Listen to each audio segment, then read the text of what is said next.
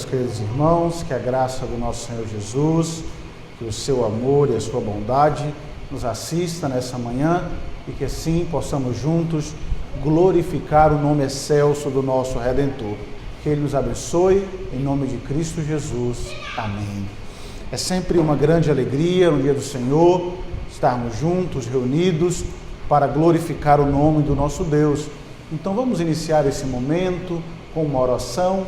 Quero convidar você que curva a sua fronte. Vamos falar com o nosso Senhor nesse instante. Feche seus olhos, oremos ao Senhor.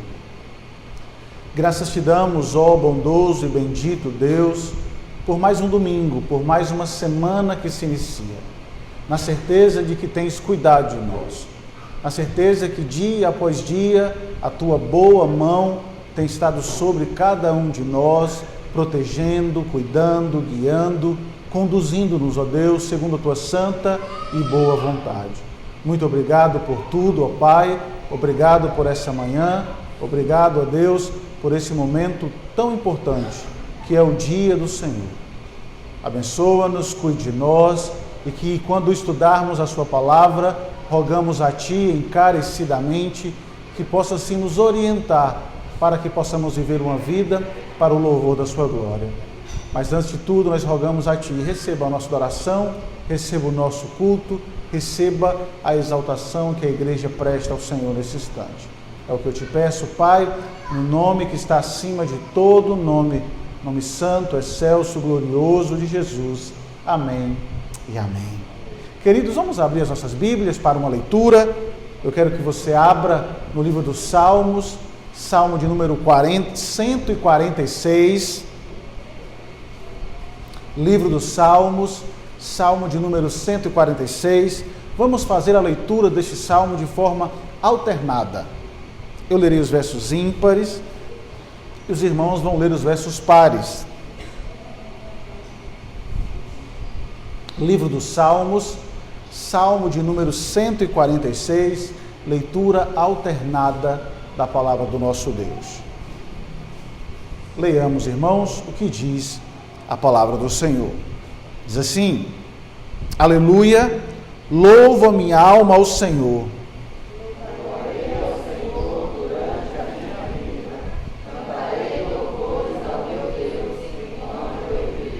Não confieis em príncipes, nem nos filhos dos homens, em que não há salvação.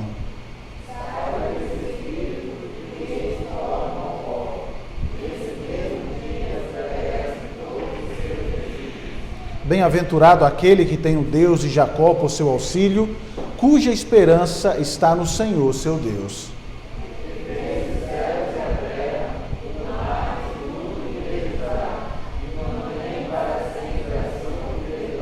Que faz justiça aos oprimidos e dá pão aos que têm fome.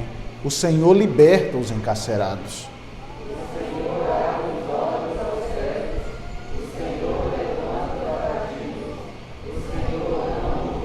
O Senhor guarda o peregrino, ampara o órfão e a viúva, porém transtorna o caminho dos ímpios.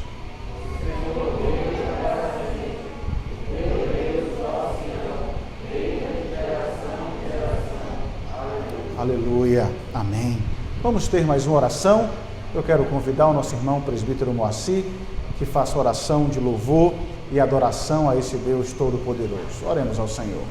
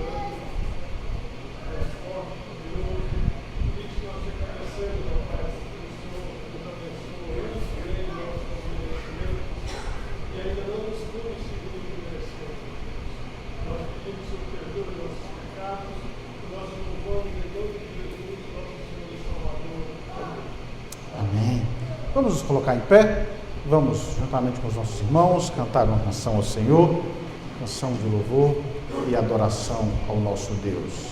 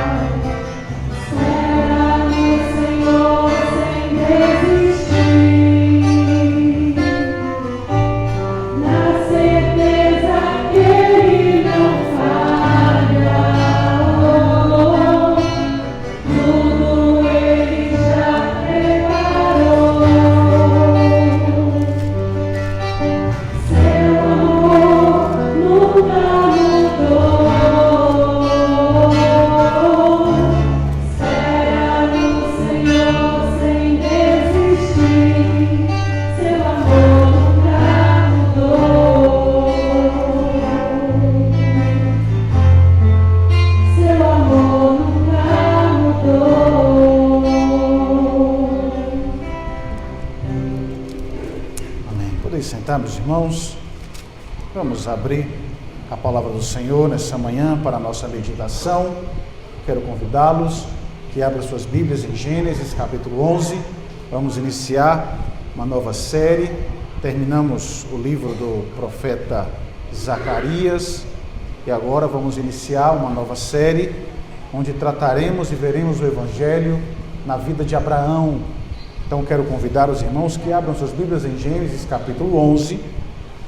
Quero que acompanhem a leitura que farei, ouçam com fé a leitura que farei dos versos 27 até o verso 32. Livro de Gênesis, capítulo 11, do verso 27 até o verso 32. Ouça com fé a leitura que farei da palavra do Senhor, que diz assim: São estas as gerações de Tera. Tera gerou Abrão, a Naor e a Arã, e Arã gerou a Ló. Morreu Arã na terra do seu nascimento, em Ur dos Caldeus, estando Tera, seu pai, ainda vivo. Abrão e Naor tomaram para si mulheres. A de Abrão chamava-se Sarai, e a de Naor, Milca, filha de Arã, que foi pai de Milca e de Isca. Sarai era estéril e não tinha filhos. Tomou Tera a Abraão, seu filho, e a Ló, filho de Arã, filho do seu filho, e a Sarai, sua nora, mulher de seu filho Arão, que saiu com eles de Ur dos Caldeus, para ir à terra de Canaã. Foram até Arã, onde ficaram, e havendo Tera vivido 205 anos ao todo, morreu em Arã. Amém. Vamos orar? Louvamos o teu nome, Senhor bondoso, bendito, por mais uma manhã. E agora que estamos diante da tua palavra bendita, santa, boa, perfeita, agradável, nós rogamos a ti encarecidamente, Senhor, desvenda, Pai, os nossos olhos. Abra, Senhor, por amor do teu nome, o nosso coração, para que possamos olhar para a tua palavra, entendê-la, guardando em nosso coração, para não pecarmos contra ti. Essa é a oração que te faço, Pai, no nome que está acima de todo nome, no nome excelso, glorioso de Jesus. Amém e amém. Queridos irmãos, como bem sabemos, ninguém nasce preparado para a vida, não é verdade? Ninguém nasce sabendo tocar violão, tocar teclado, cantar, jogar bola. Ninguém nasce sabendo essas questões ou essas práticas da vida, que só saberemos se de fato gastarmos tempo e nos aperfeiçoarmos treinando, nos dedicando, para que assim um dia possamos nos apresentar ou pelo menos mostrar que aprendemos alguma coisa. Chegar ao topo de qualquer atividade requer sacrifício muito mais do que os outros imaginam. Porque sem anos de preparação, nós nunca estaremos prontos para o grande momento que por vezes nós almejamos, quer seja em uma carreira profissional, quer seja em uma atividade esportiva, enfim, nós precisamos dedicar a nossa vida, ou dedicar tempo, ser preparados, nos preparar para enfim chegarmos aonde nós queremos chegar. Somente aqueles que amadurecem por meio de longos anos de treinamento, e às vezes sim, difíceis, tediosos, serão qualificados no final. O mesmo princípio se aplica ao serviço ao Senhor, porque como um treinador, ou um astuto, um professor talentoso, o nosso Deus prepara os seus servos para as tarefas que ele determinou antes mesmo de nos usar para determinadas tarefas. Veja o exemplo de Moisés. Passou 40 anos no deserto cuidando de ovelhas antes de ser chamados por Deus para tirar o povo do Egito e pastorear aquelas ovelhas durante 40 anos no deserto. Semelhantemente, Davi, que aprendeu a ser corajoso em sua própria experiência como pastor de ovelhas, para que mais tarde, aquele que tinha aprendido a enfrentar animais selvagens para defender as ovelhas, foi chamado por Deus para assim defender o povo do Senhor daquele valente animal que era Golias. Deus sabe preparar, e Deus sabe como preparar o seu povo para as tarefas mais difíceis que nós precisaremos ou que deveremos enfrentar ao longo da nossa vida. E é justamente que nós veremos nessa nova série de estudos que iniciaremos hoje. Veremos como Deus preparou Abraão para que ele pudesse servi-lo, para que ele pudesse ser o pai de numerosas multidões. E acima de tudo, como Deus preparou Abraão para que ele pudesse entender que o remanescente, ou que o descendente, que o Redentor viria para redimir e para salvar esse povo do qual ele seria pai. Então, nós vamos nos debruçar nesse treinamento para olhar para a vida desse servo, para que também possamos ver como Deus trabalha em cada um de nós. Tá? Então não feche sua Bíblia, nós vamos tentar entender essa verdade dentro dessa primeira porção que nós trabalharemos hoje. Então veja, o princípio de preparação para o serviço é extremamente claro e evidente na vida de Abraão, e eu tenho certeza que você já sabe disso. Eu tenho certeza que você já olhou para a história de Abraão e percebeu como Deus, de maneira soberana, graciosa, cuidadosa, treinou o seu servo para que assim ele pudesse desenvolver e ser aquilo que ele precisava ser ao longo da sua vida. Só que por vezes nós perdemos de vista o início desse chamado, ou o início dessa preparação na vida de Abraão. Nós perdemos de vista esse aspecto porque nós começamos a estudar a história de Abraão, geralmente no capítulo 12, quando Deus chama Abraão e coloca diante dele o trabalho que vai ser feito. Só que não é no capítulo 12 que a história de Abraão começa. Olha que interessante. Sempre que no livro de Gênesis, uma nova grande sessão, uma nova grande história, um novo grande momento vai começar, frequentemente essa nova sessão se inicia com uma frase, ou nós temos uma frase que marca o início, que é: esta é a história de, tá? É o que nós encontramos aqui, ou são estas as gerações de. E vemos isso, por exemplo, em Gênesis capítulo 6, verso 9, no início da história de Noé, quando diz: eis a história de Noé. Gênesis 6, verso 9. Vemos também na história de Isaac, em Gênesis capítulo 25, 19, quando diz: são estas as gerações de Isaac, filho de Abraão. Então, sempre que um novo momento, que uma nova sessão vai se iniciar no livro de Gênesis, essa frase inicial marca para que o leitor possa entender o que está acontecendo. E a história de Abrão nesse primeiro momento, é introduzida justamente dessa forma, não no capítulo 12, mas sim no capítulo 11, verso 27, quando diz: são estas as gerações de Tera. Às vezes nós tendemos a pular os versos que nós lemos nessa manhã, porque nós queremos logo chegar naquele momento onde Deus aparece, onde a promessa é feita e onde parece que existe mais dramaticidade, mais envolvimento da história. E fazemos isso porque pensamos que o texto que lemos é apenas, ou não passa de uma genealogia, ou de alguns incidentes que não fazem muito significado, ou que não trazem muito significado nem para nós e nem para a história. Mas se você prestar atenção, o que temos registrado aqui no capítulo 11, do verso 27 ao verso 32, não é uma história ou um incidente qualquer sem significado. Aliás, é extremamente o oposto disso. Gênesis, esse trecho que lemos, nos dá informações vitais sobre o contexto do chamado e da subsequente carreira de Abrão.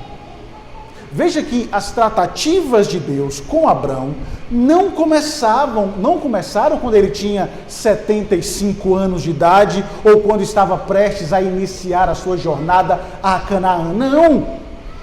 Deus não apenas desceu até Harã buscando uma pessoa aposentada, adequada para agir como pai, como servo, como aquele que daria início a uma grande nação. Deus vem trabalhando na vida de Abraão desde o início. Ele não tinha preparado Abraão quando ele estava na sua velhice, não. Mesmo que Abraão não percebeu, mesmo que ele fosse totalmente inconsciente desse fato, o que nós temos aqui mostra para nós o início da história, da jornada de preparação desse homem. Olhe novamente para Gênesis 11, verso 31 e verso 32, olha que interessante. O texto diz: tomou Tera Abraão, seu filho, e Aló, filho de Arão, filho de seu filho, e a Sarai, sua nora, mulher de seu filho Abrão, e saiu com eles de Ur dos Caldeus, para ir à terra de Canaã. Foram até Harã, onde ficaram, e havendo Tera vivido 205 anos ao todo, morreu em Harã.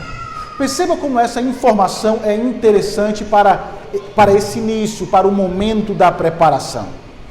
Porque nós temos a ideia em nossa mente, porque geralmente pegamos a história de Abraão do capítulo 12 em diante, que o desejo de ir para Canaã, ou que o sentimento de passar ou de peregrinar para a terra tão bela para a terra de Canaã nasceu no coração de Abrão. Só que não é assim que o texto começa. O texto nos mostra que foi o pai de Abrão quem primeiro sentiu o desejo de seguir para Canaã. A Escritura não nos diz por quê. A Escritura não nos diz qual foi o desejo dele, o que motivou o seu coração, o que o animou a sair da sua terra para ir a Canaã. Mas o fato é que o desejo de pisar na terra, o desejo de conhecer a terra, o desejo de ver Canaã nasceu no coração do pai de Abraão e não de Abraão. A Escritura, como eu disse, não nos diz o porquê, mas o desejo foi dele, de Tera. E o interessante é que eles nunca chegaram a Canaã. Por alguma razão não explicada pela Escritura, nós somos informados que eles permaneceram, eles pararam em Harã e permaneceram ali, se estabelecendo naquela região. E através dessa experiência, desse desejo que nasceu no pai de Abraão, do desejo que nasceu no coração daquele homem de ir para Canaã, Abrão foi motivado e estava sendo preparado por Deus, de modo que quando o chamado veio para que ele pudesse mudar daquela terra para Canaã, ele estivesse pronto.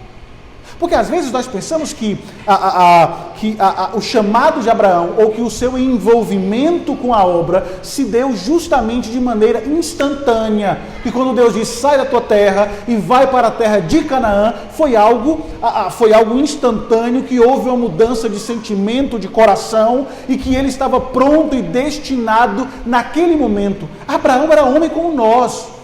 Abraão era falho como nós, suas dúvidas também estavam pairando no seu coração, mas o fato de Deus haver trabalhado em seu coração desde o início, desde o seu pai, fez com que o sentimento e o desejo de Canaã fosse algo vivo em seu coração. Deus o havia preparado desde o início para ouvir o chamado e responder a ele, porque Canaã não era uma terra estranha. Porque Canaã não era uma terra desconhecida, mas certamente era uma terra ou um lugar que ele havia ouvido do seu pai, ou ouvido do seu pai falar desde pequeno, e o sentimento e o desejo ainda pairava em seu coração. É claro que o próprio pai de Abraão não foi escolhido ao acaso. E isso é muito interessante. Porque se você prestar atenção, a genealogia de Gênesis capítulo 11, do verso 10 ao verso 26, nos mostra que o pai de Abraão vem da linhagem de Sem, filho de Noé. Ele era um descendente da linhagem em que Deus havia trabalhado por muitas gerações. Deus estava trabalhando nessas gerações para que por meio dela o Redentor, o prometido, viesse para redimir a terra manchada pelo pecado. E o que mais torna essa genealogia interessante é que no capítulo 5 e no capítulo 11, se você prestar atenção, o nome dele é o 10º nome dentro da genealogia.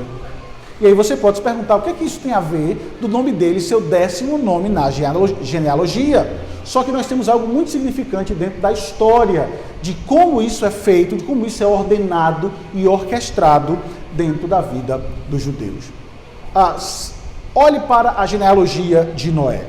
Noé, aquele em quem a linhagem de Adão foi preservada através do dilúvio, é o 10º patriarca da linhagem de Adão. Abrão foi o 10º patriarca na linhagem de Sem, sugerindo que, por intermédio dele, uma nova libertação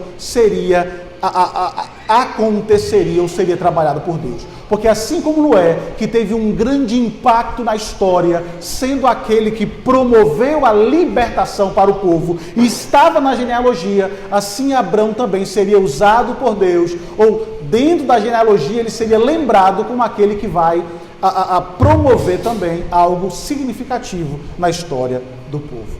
Isso porque o plano de Deus, queridos irmãos, desde o início, foi preservar para si uma linhagem piedosa, uma linhagem através da qual a promessa do Redentor, que foi feita a Adão, que foi feita a Eva lá atrás, finalmente cumpriria.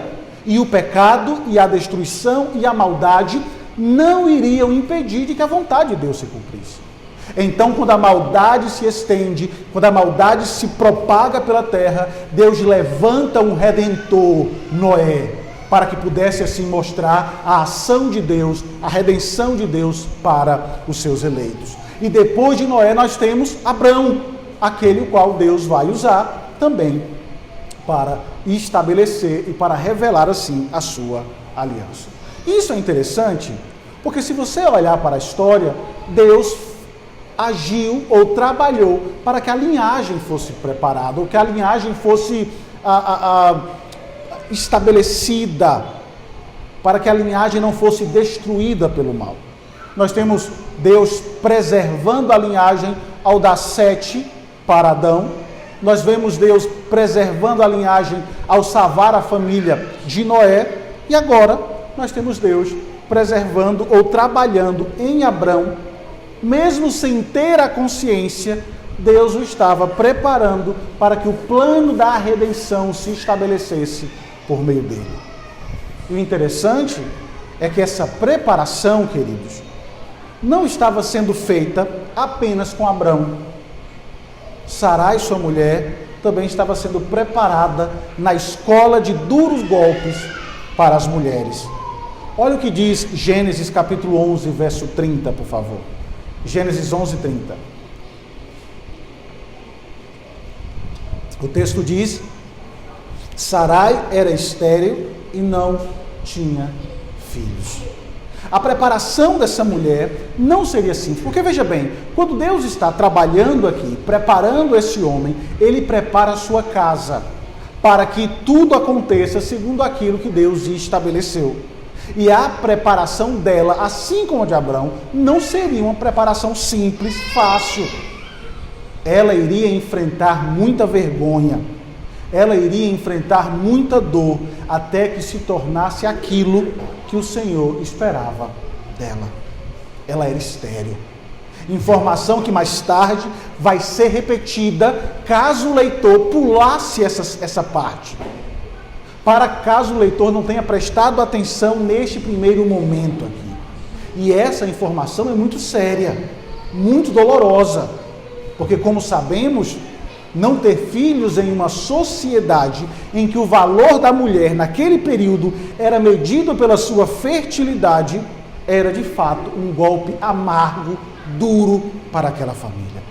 Como Deus vai estabelecer a linhagem, a descendência do Redentor com um casal, mais tarde velho e que não pode ter filhos. Como Deus vai estabelecer o princípio da preservação, da redenção em um casal que está destinado a não deixar semente sobre a terra. Só que é por meio desse casal que Deus vai preservar e que Deus vai trabalhar para que o Redentor venha a esse mundo. Só que, paradoxalmente aqui, a sua incapacidade nesta área era uma parte crucial. Isso que é mais interessante, porque se você observar dentro da história, sempre na linhagem da redenção, nós temos um ato miraculoso, extraordinário, fora do senso comum, que revela que Deus está no controle de tudo. A esterilidade dessa mulher era parte crucial da preparação que Deus estava trabalhando para que eles pudessem desempenhar o papel no plano e no serviço do Senhor. Para ser a mãe do filho da promessa, era necessário que ela fosse incapaz de gerar filhos sem a intervenção ou da maneira comum. Ela precisaria depender de Deus até nas coisas mais simples e normais da vida. O fato é, Deus está preparando esse casal para uma grande obra. Queridos, ao olhar para essa história, nós podemos pensar a respeito da nossa própria vida. Será que nós estamos sendo preparados para algo Será que existe alguma obra ou algum plano, alguma questão que envolve a nossa vida e o nosso serviço ao longo dessa nossa trajetória, desse nosso caminho, nessa nossa peregrinação que aqui estamos? Em Efésios 2, capítulo 10, nós temos uma pista do que Deus espera de nós. Lá, Paulo, escrevendo aos Efésios, diz: feitura dele, criado em Cristo Jesus para boas obras, as quais Deus de antemão preparou para que andássemos nela. Sim, nós estamos sendo preparados para algo. Nós estamos sendo preparados para boas obras. Mas para quais boas obras Deus está preparando para você? Ou Deus está preparando você para que você se envolva? Porque ao olhar para a vida de Abraão é fácil você entender. Você tem as Escrituras em suas mãos. Você sabe o que Deus espera de Abraão. Você sabe o que Deus esperava dele. Você conhece toda a trajetória, todos os erros, todas as falhas, toda a não confiança, o desconfiar. Você conhece toda a história desse homem. Você sabe da fragilidade de Sara. Você sabe da sua risada quando Deus disse que ela teria um filho, mesmo sendo velha. Toda essa história está em suas mãos e você conhece. Mas é aquela que Deus espera de você para frente, para o futuro. Se eu perguntasse para ti, quais são as boas obras que Deus espera que você ande nela? Certamente, a resposta sua seria: não faço a mínima ideia. E de fato, os propósitos de Deus certamente não são transparentes em todo o tempo. Nem sempre nós sabemos o que Deus espera de nós, quer seja em nosso trabalho, quer seja em nossa família, quer seja em nosso envolvimento na atividade espiritual, quer seja na nossa vida fora da igreja. Nós não sabemos o que Deus espera de nós. Os propósitos de Deus nem sempre são claros o tempo todo. Nem sempre sabemos o que Deus tem preparado e espera de nós. Moisés provavelmente não tinha ideia do motivo pelo qual ele ficou preso no deserto com as ovelhas por todo aquele tempo, antes de ser chamado por Deus para libertar o povo. E certamente naquele momento ele deve ter se sentido permanentemente excluído, abandonado. Certamente os seus anos de preparação não foram claros e fáceis para ele. Mas ali estava Deus, trabalhando dia após dia no coração daquele homem.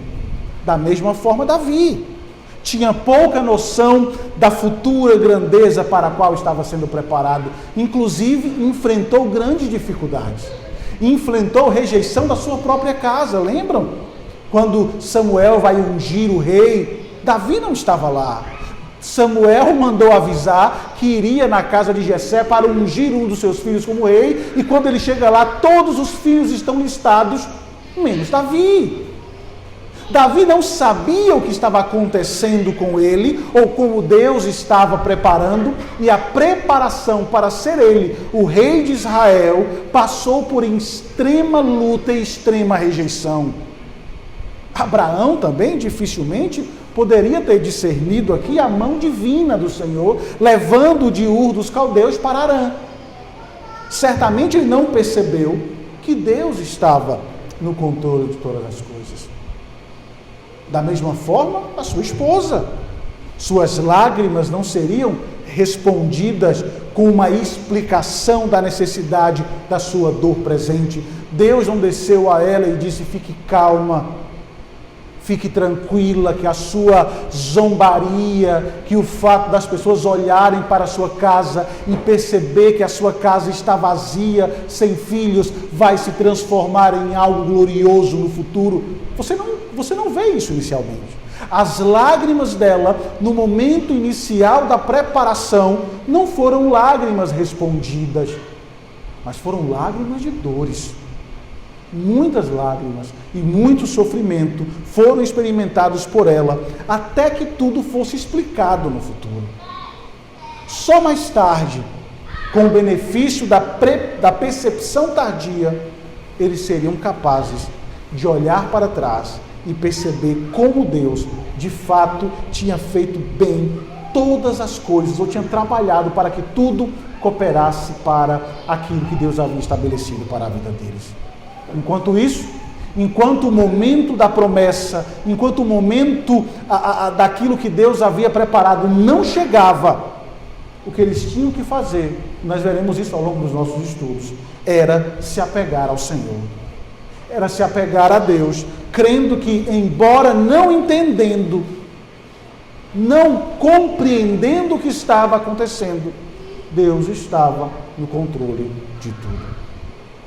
Queridos irmãos, uma percepção do modo como Deus frequentemente age pode fornecer uma perspectiva vital sobre a nossa experiência nesse mundo.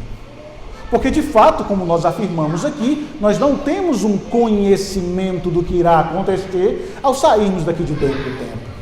Nós não temos uma noção do que vai acontecer com os nossos filhos, ou até mesmo com você, com seu esposo, com sua esposa. Nós não sabemos o que vai acontecer.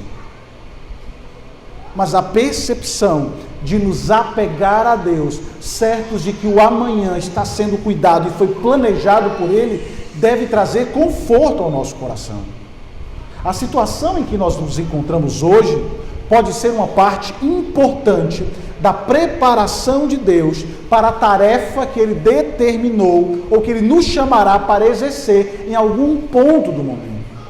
Talvez você hoje enfrente problemas familiares com seu esposo, com sua esposa. Talvez hoje você enfrente problemas com seus filhos. Talvez hoje você enfrente problemas com familiares da sua própria família. Enfim, desemprego, a falta de saúde. Talvez você enfrente circunstâncias que são dolorosas para você nesse momento. Mas talvez tudo isso faça parte da sua preparação para a boa obra que Deus tem preparado para você no futuro, assim como foi com Abraão, com Sarai, com Moisés e com Davi.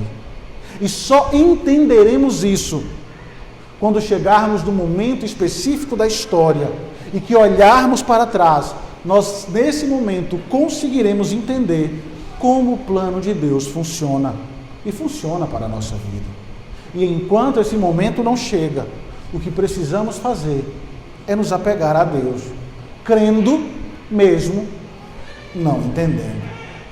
As experiências que você tem agora, sejam elas quais forem, podem ser a preparação que Deus está lhe dando para as obras e para as boas obras que Ele reservou para você no amanhã. Isso é um grande encorajamento, não é verdade? Certamente, entender esse cuidado, entender como Deus age, mesmo que seja doloroso para nós, faz parte da nossa preparação. Por isso, nós não podemos olhar para o que acontece hoje simplesmente com o olhar no presente, absorvendo aquilo que está acontecendo. Porque se isso acontecer, nós falharemos, nós desistiremos, porque as circunstâncias e o momento são extremamente fortes e são capazes até mesmo de desanimar a nossa fé.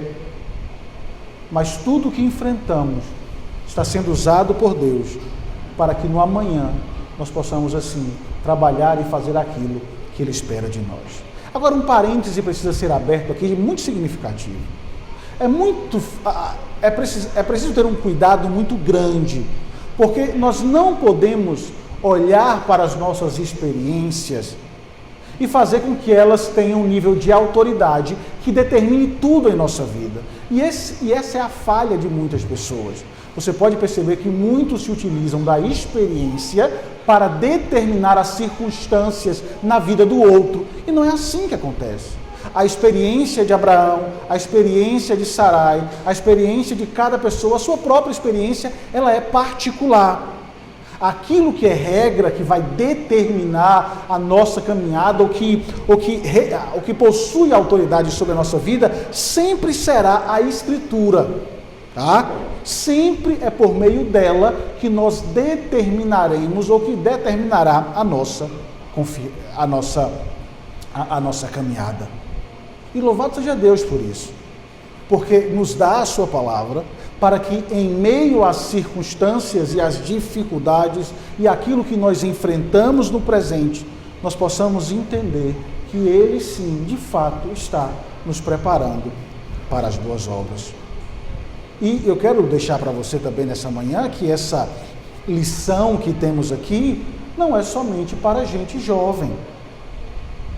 Não é somente os jovens que precisam entender que Deus tem preparado para boas obras e que Deus irá usá-los, adolescentes e jovens da nossa igreja, porque se você prestar atenção, Moisés e Abrão ainda estavam em preparação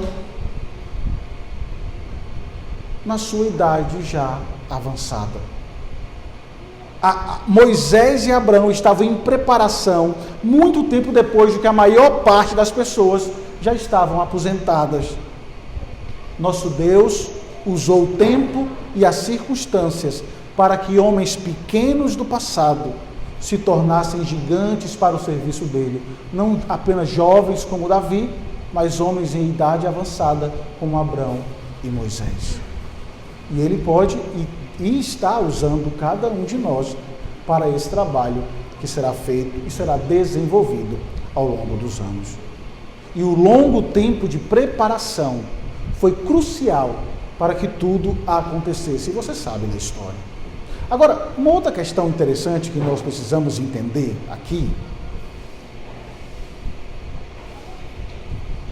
é que a preparação longa não é garantia de sucesso imediato. Porque, embora Deus tenha preparado Abrão e Sarai para ouvirem o seu chamado desde cedo, desde a casa de seu pai, e depois os tenha chamado para se tornarem uma grande nação, por meio do qual a bênção viria, por meio o Redentor viria, por um longo tempo, tudo o que os distinguia dos seus vizinhos era apenas a promessa de Deus. Porque Abraão e Sarai era apenas mais um em meio a tantas pessoas. Não havia um halo de glória cercando seus camelos enquanto eles viajavam de Harã para Canaã. Não existia isso. Não havia uma coluna de nuvens e de fogo orientando aquele casal e todos aqueles que estavam se dirigindo, saindo de Harã para Canaã, como aconteceu quando Israel saiu do Egito. Em uma época em que muitas pessoas estavam atravessando o Oriente Próximo, eles pareciam apenas mais um grupo de viajantes entre tantos outros. Somente a promessa de Deus, na verdade, a fé na promessa de Deus, os distinguiam dos demais. Eu quero dizer para você nessa manhã que acontece a mesma coisa hoje. O que distingue você dos seus vizinhos não cristãos? O que diferencia você dos demais? Você não é mais esperto do que eles. Você não é mais rico, não tem aparência melhor, talvez nem mesmo saúde melhor. Nós enfrentamos os mesmos problemas que os ímpios. Nós enfrentamos as mesmas crises. Olhe para a situação que vivemos. Quantas pessoas perderam o emprego? Crentes e ímpios. Quantos não perderam seus entes queridos? Crentes e ímpios. Quantos não perderam a própria vida? Crentes e ímpios. Nessa luta pela vida, nós estamos enfrentando as mesmas circunstâncias. Nós estamos na mesma jornada. O que nos diferencia dos demais? É simplesmente o fato de pertencer a uma igreja? Ou é simplesmente o fato de defender um título, defender um nome? Não! São as promessas de Deus nas quais o nosso coração repousa, que nos torna diferentes dos demais.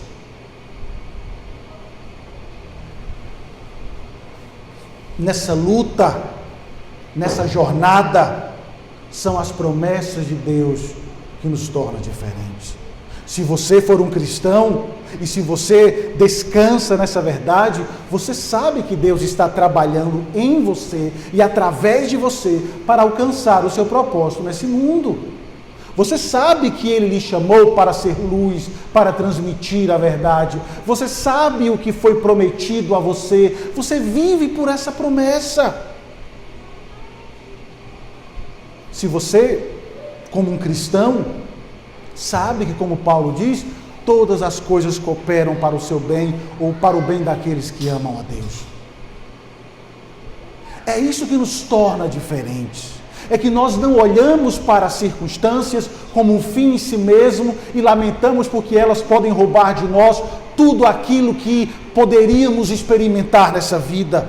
É a promessa que nos capacita a experimentar, a viver esse abismo entre a realidade e a promessa. É a verdade do que temos, do que foi alcançado e conquistada para nós por meio de Cristo, e eu vou falar já sobre isso, que nos permite, nos dá força para enfrentar esse parêntese, esse hiato, esse abismo que existe entre a realidade futura e o hoje. O ímpio vive o hoje sem a certeza do amanhã. Ele vive o máximo da vida, ele experimenta e sofre quando a morte rouba dele os seus parentes, o seu amor, a sua vida, porque eles não têm esperança no amanhã. Não há promessa para eles fora de Cristo. É por isso que essa vida é tão intensamente vivida e estimulada para as pessoas fora da verdade. É por isso que eles têm que viver o amor como eles bem entenderem. É por isso que eles precisam experimentar todo tipo de sentimento, porque para eles não há promessa, para eles não há futuro. Mas para nós, aqueles que creem nessa verdade, não é assim que a vida funciona. Não há promessa a qual não cristão possa se apegar.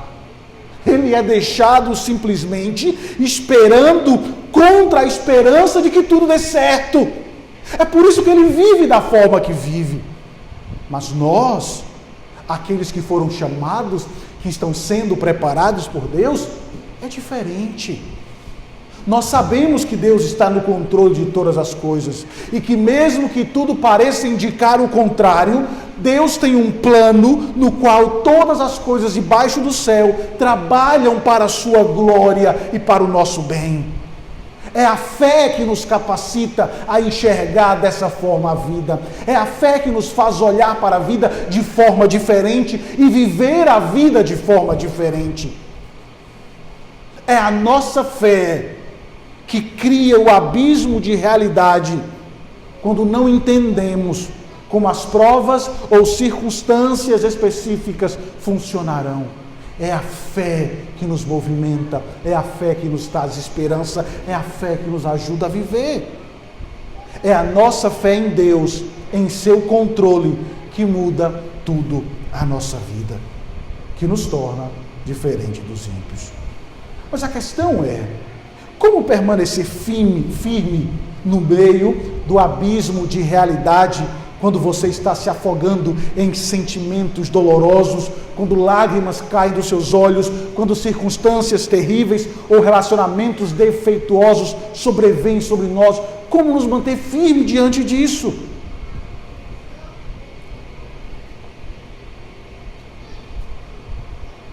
A resposta é simples, pelo menos na teoria. Nós precisamos nos apegar apaixonadamente às promessas de Deus e ao Deus que fez as promessas. Você não tem que entender como tudo vai acontecer. Você não precisa de uma cartilha dada por Deus dizendo vai acontecer isso, amanhã vai ser assim. Você precisa se livrar tomando esse caminho. Você precisa, nesse exato dia, não sair da sua casa porque algo vai acontecer. Você não precisa disso para viver a sua vida. Você não precisa de uma cartilha que lhe informe tudo o que vai acontecer para que você possa então viver tranquilo. Você precisa confiar e se apegar em Deus. Esta é a lição que Abraão tinha que entender. Esta é a lição que muitos de nós precisamos aprender. A lição que repetidamente é apresentada na Escritura. Nós precisamos aprender a confiar em Deus. Sim, ele vai levar um tempo para aprender isso. E por vezes nós também precisaremos e precisamos de tempo para aprender essa verdade. Mas lembre-se que nem sempre é fácil. Só que em relação a Abraão, nós temos uma grande vantagem. E que essa grande vantagem, por vezes, tem sido aquilo que nos denuncia, aquilo que mostra a nossa fragilidade, aquilo que mostra a nossa fraqueza. Porque, diferente de Abrão, nós temos toda uma história, nós temos todas as tratativas fiéis de como Deus age com o seu povo. Nós temos a história de Deus alimentando o povo em um lugar que não havia probabilidade de alimento. Nós vimos Deus saciando a sede em um lugar que não havia a mínima possibilidade de haver água. Nós vemos Deus vencendo batalhas quando não havia probabilidade de vitória. Nós temos tudo isso em nossas mãos.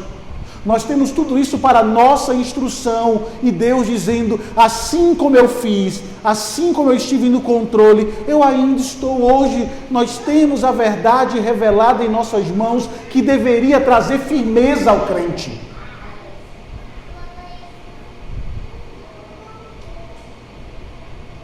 Nós temos essa vantagem.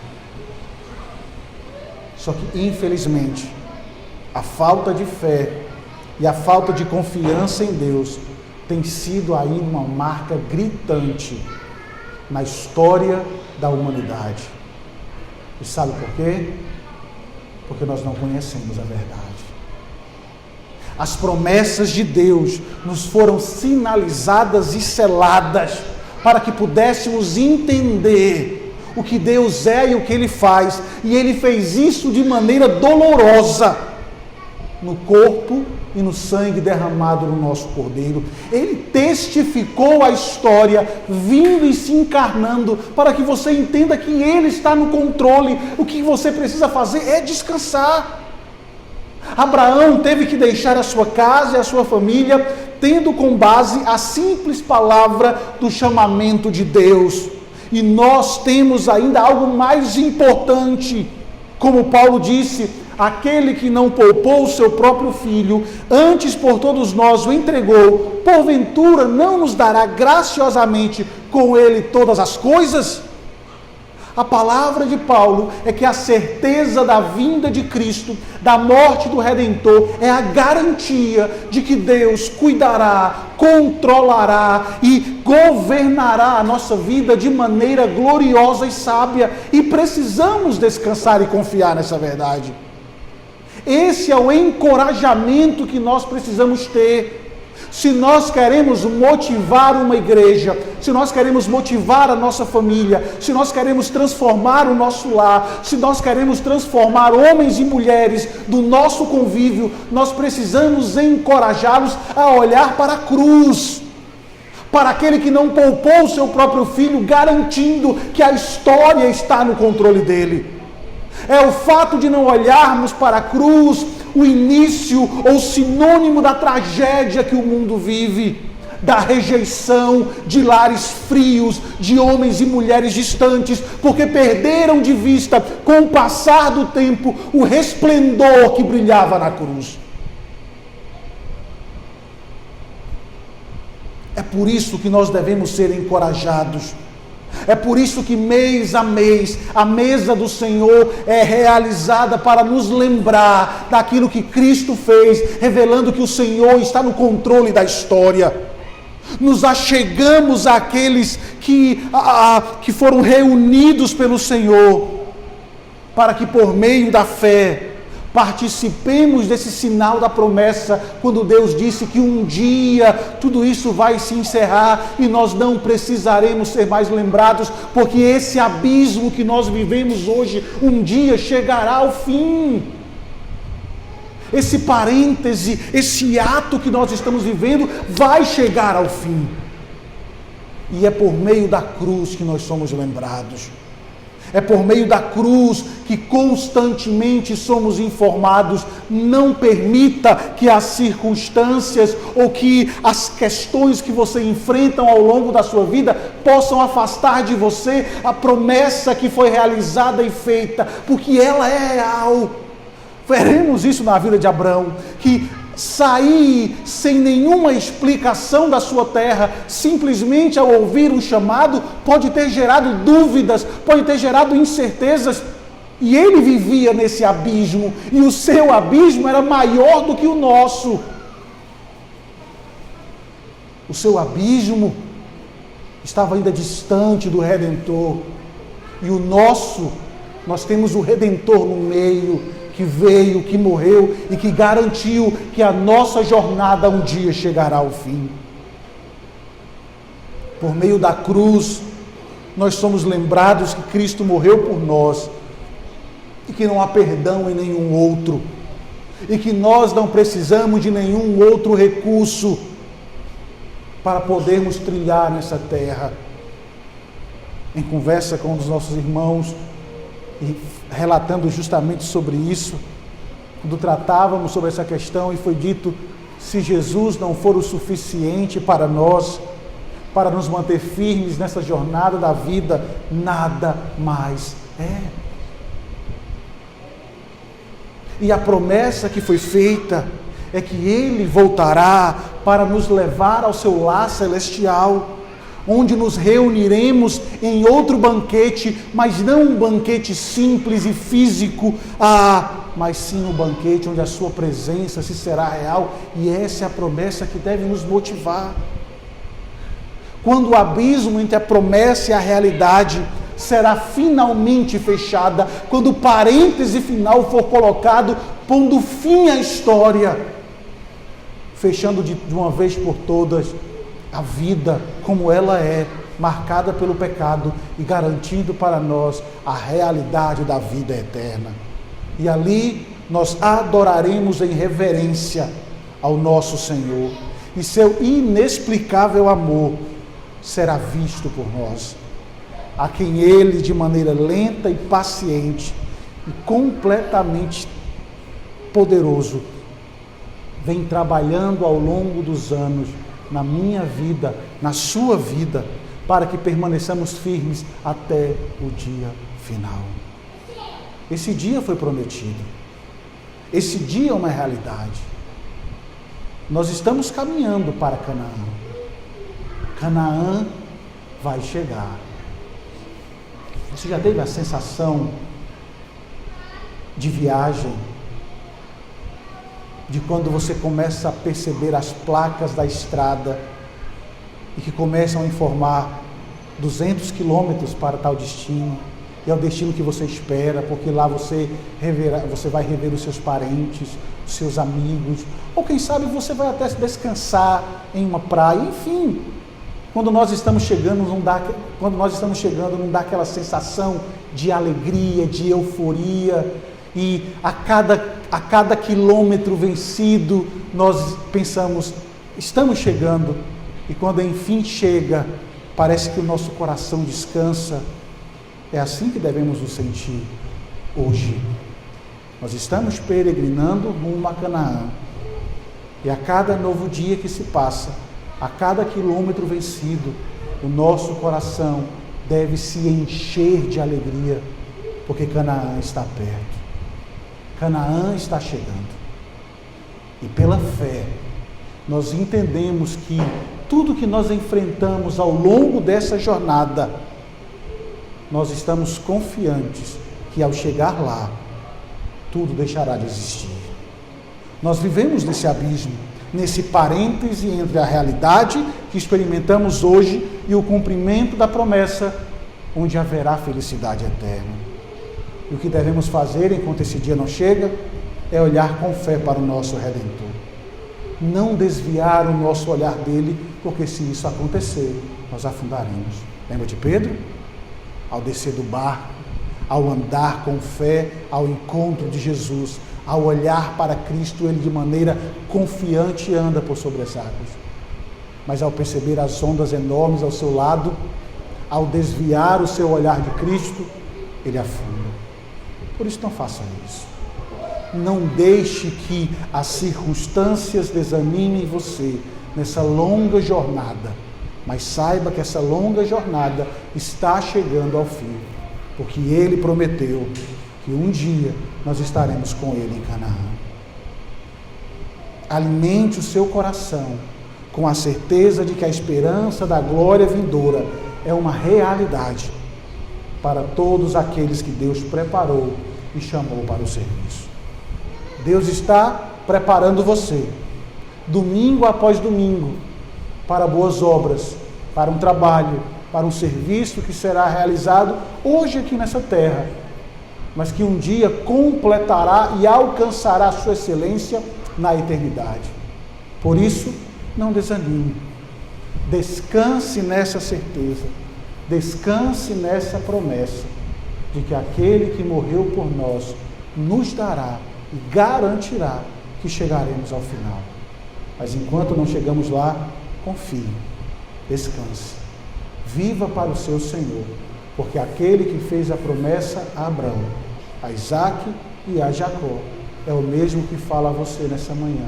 É o Deus de Israel, é o Deus que garante que a sua jornada um dia chegará ao fim. O que torna você diferente dos ímpios? Você tem a promessa da vida eterna. Que isso seja uma realidade em sua vida. Que isso anime você a viver todos os dias para o louvor daquele que lhe chamou. Que Deus os abençoe, em nome de Cristo. Amém.